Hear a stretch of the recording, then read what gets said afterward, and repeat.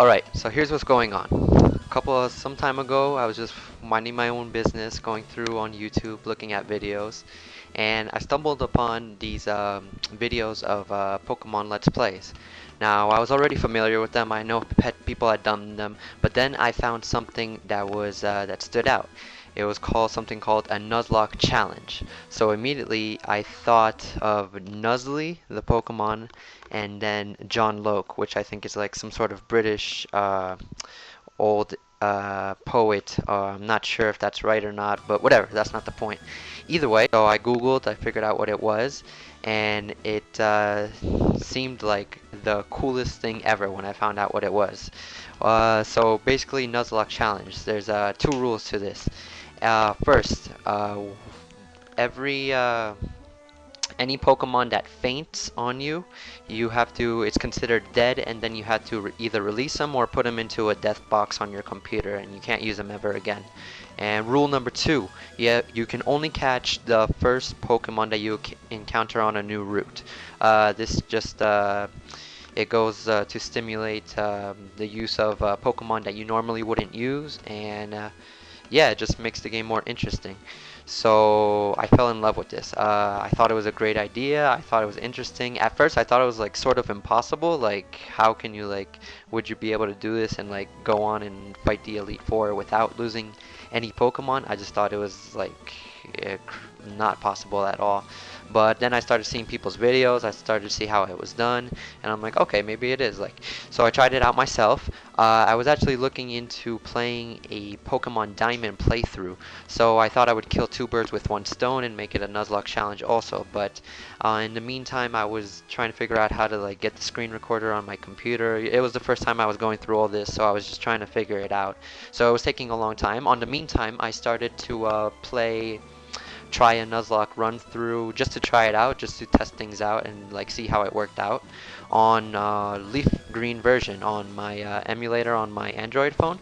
So I was just playing on my phone most of the time, so I wasn't recording, but I got really into it, and I just kept playing and playing, and this is where I'm at now. So we're here at the Indigo Plateau. We're about to face the Elite Four, and I just really wanted to record this because I just had a great time with this, and like the team that I brought together, I love it, and I'm just like pumped about this, and I'm ready, and I can't believe I'm about to do this, and I don't know, I'm sort of scared. I feel like I'm about to fail horribly, but I don't know. Let's see what happens. First of all, let's take a look at my team here, and we'll get to know these guys. So this is it, the six Pokemon that I've trained up and brought them up to the end. I'm really proud of these guys. You know, we've been through a lot, although not all of them have been with me as long as some others, but you know, I love them all the same.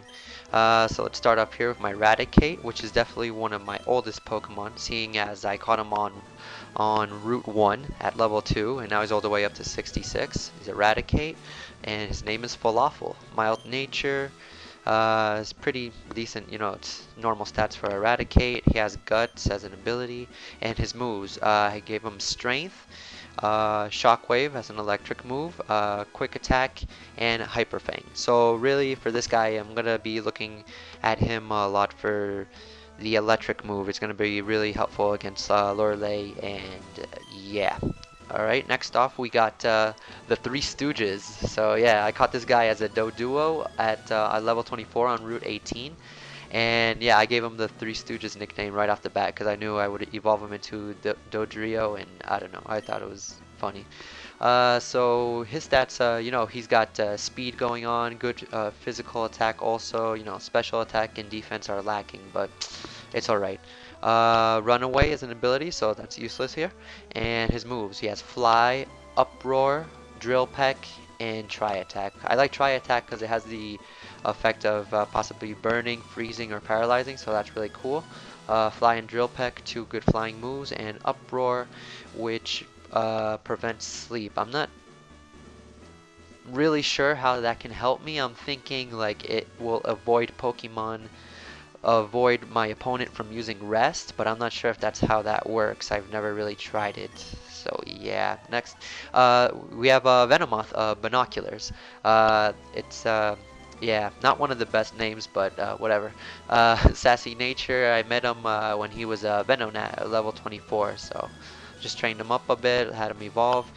His stats, I love this guy because of his special attack and defense. I think I didn't know Venomoth like would be this good. It's like crazy, and like I fell in love with this guy right away because he was actually I he was a replacement actually. I had a Butterfree before, but Sabrina killed my Butterfree. Screw you, Sabrina, you dirty, dirty, dirty person. And yeah, so I got a Venomoth to just to replace, to fill up the spot for a Psychic move, really. And his ability prevents added effects, what the shield does, so that's pretty useful actually. I didn't even realize he had that effect. And moves: Giga Drain, Stun Spore, Psychic, and Poison Powder. Uh, I wasn't before Giga Drain, he had Leech Life, and I kept that on him in order to fight against Psychic types, but it really made no sense because I was using that move against Psychic types, and which isn't even a strong move to begin with, but Psychic types, they can use a Psychic move against me, and it would be super effective, so it didn't work out. It was better to change it to a Grass type, so I put in Giga Drain, Psychic, which is a beast-ass move, and I gave it 2 PPs up, so instead of 10 it actually has 12 now, so that'll help me out. And yeah, and Stun Spore and Poison Powder, which will help out, stunning my opponents. We got Leviathan, a Flareon at well, you get the Eevee at Celadon City at level 25, and I decided to evolve him to a Flareon. I uh, I decided Flareon because I didn't have any fire types. I had water, which was my Blastoise, which you'll see in a second, and electric. I guess I could have evolved him to a Jolteon, but I had Falafel with the Shockwave, so I just had no fire types whatsoever. So I know that I was gonna need it, so that's why I picked Flareon. He has crazy physical attack. It's like super high. It's out of control, but besides that, he's really good. Flash Fire is his ability, powers up if hit by fire, so I don't think it'll help us out against the Elite Four since nobody has a fire type, I don't think. Not that I can think of. Uh, and his moves, he has the Dark type Bite, which will help against Agatha. He had Smog before he had Toxic. I switched it up just as an upgrade, basically, because Smog, I didn't like Smog. Flamethrower, which is the fire type move to help, and Double Edge, which I'm hoping, I haven't tried it out because I just taught it to him through the move tutor, but I'm hoping with his high physical attack that it will just do a shitload of damage. Besides the fact that it's 120 power, on top of that, my Flareon has beast power, so I'm just hoping it'll be that much more powerful. Here we got Jiminy, my Blastoise, which started off as a Squirtle, my starter Pokemon in Pallet Town, level 5. So, this guy's been through a lot.